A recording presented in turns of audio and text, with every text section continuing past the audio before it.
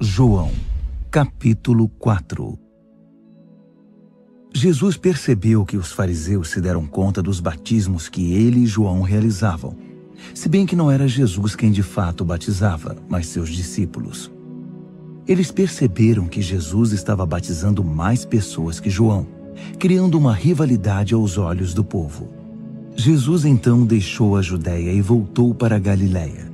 Para chegar lá, tinha de passar por Samaria. Ele caminhou até Sicar, uma aldeia samaritana que divisava com as terras que Jacó tinha dado ao seu filho José. O poço de Jacó ainda estava lá. Jesus, cansado da viagem, assentou-se perto do poço. Era cerca de meio-dia. Uma mulher, uma samaritana, veio buscar água. Foi então que Jesus lhe pediu: "Poderia me dar um pouco de água?" Os seus discípulos tinham ido à cidade comprar comida para o almoço. A samaritana, surpresa, perguntou: "Como pode um judeu pedir alguma coisa a mim, uma samaritana?" Na época, os judeus se recusavam a falar com os samaritanos. Mas Jesus respondeu: "Se você conhecesse a generosidade de Deus e soubesse quem sou eu, pediria água a mim, e eu lhe daria água pura, água da vida." A mulher disse: "O Senhor não tem um balde para tirar água e o poço é fundo. Então, de onde vai tirar essa água viva? Por acaso o Senhor tem mais recursos que nosso antepassado Jacó, que cavou este poço e bebeu dele, e também seus filhos e seus rebanhos, e o deixou para nós?" Jesus disse: "Quem beber desta água vai ficar com sede outra vez.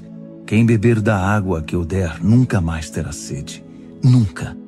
A água que ofereço é como um poço artesiano interior, jorrando vida para sempre." Então a mulher lhe pediu: "Senhor, dê-me dessa água, de modo que eu nunca mais tenha sede, nem tenha de voltar a este poço." Ele disse: "Vá chamar seu marido e volte aqui." "Não tenho marido", foi a resposta. "Você disse bem, não tenho marido. A verdade é que você já teve 5 maridos, e o homem com quem vive agora não é seu marido. Você falou a verdade." "Ah, o Senhor é profeta.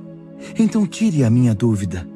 Nossos antepassados adoraram a Deus neste monte, mas vocês, judeus, insistem em que Jerusalém é o único lugar para adorar. Quem está certo?" "Mulher, acredite.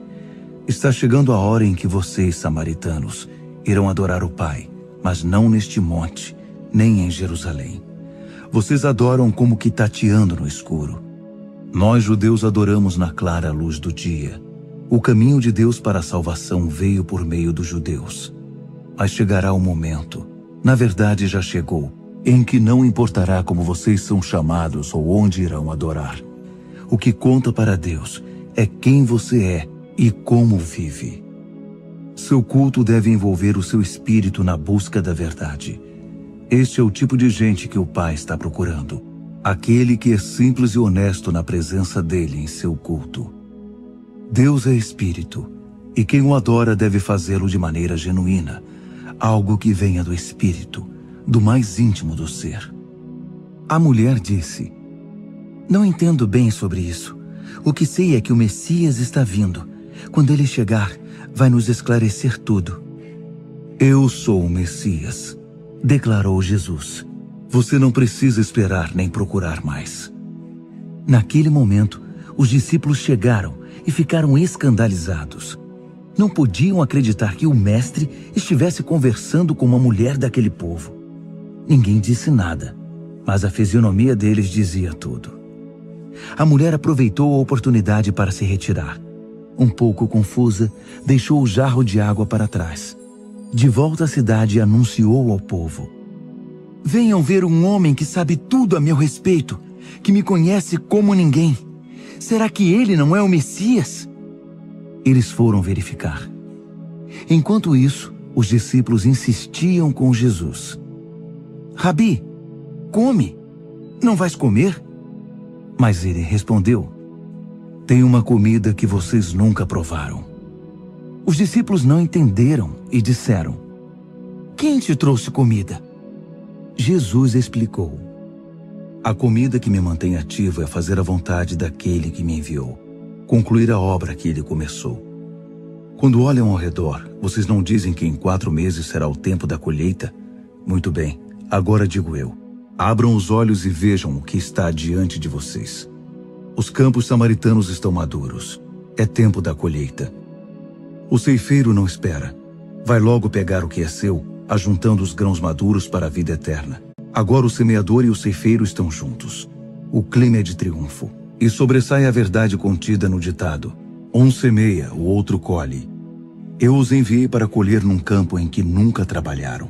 Sem mover um dedo, vocês trabalharam num campo cultivado por outros desde muito tempo e com muito sacrifício. Muitos dos samaritanos daquela cidade passaram a seus seguidores por causa do testemunho da mulher. Ele sabe tudo a meu respeito, me conhece como ninguém. Eles imploraram a Jesus que permanecesse com eles, e ele ficou 2 dias ali. Muitos outros confiaram a vida a ele depois de ouvi-lo. Eles disseram à mulher: nós cremos não mais por causa do que você disse, mas pelo que ouvimos. Agora temos certeza, ele é o Salvador do mundo. 2 dias depois, Jesus foi para a Galileia. Ele sabia por experiência própria que um profeta não é respeitado no lugar onde cresceu. Quando chegou a Galileia, o povo dali o recebeu, mas apenas por terem ficado impressionados com o que ele havia feito em Jerusalém durante a Páscoa, não por saber quem ele era ou o que estava para fazer. Jesus estava de volta a Caná da Galileia, lugar onde havia transformado a água em vinho. Enquanto isso, em Cafarnaum, o filho de um oficial da corte do rei estava doente. Quando ele soube que Jesus estava na Galileia, foi procurá-lo e implorou que ele fosse à sua casa e curasse seu filho que estava quase morrendo. Jesus declarou: vocês se recusam a crer se não presenciarem um milagre. Mas o oficial da corte não se deu por vencido. Por favor, é a vida do meu filho. Jesus simplesmente respondeu: vá para casa, seu filho está vivo. O homem creu na palavra de Jesus e foi para casa. No caminho, seus empregados o encontraram e deram a notícia: seu filho está vivo! Ele lhes perguntou a que horas seu filho começara a se sentir melhor. Eles disseram: a febre baixou ontem, por volta da 1h da tarde.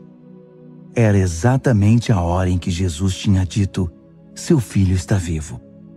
Foi o suficiente. Não apenas ele, mas todos os de sua casa creram.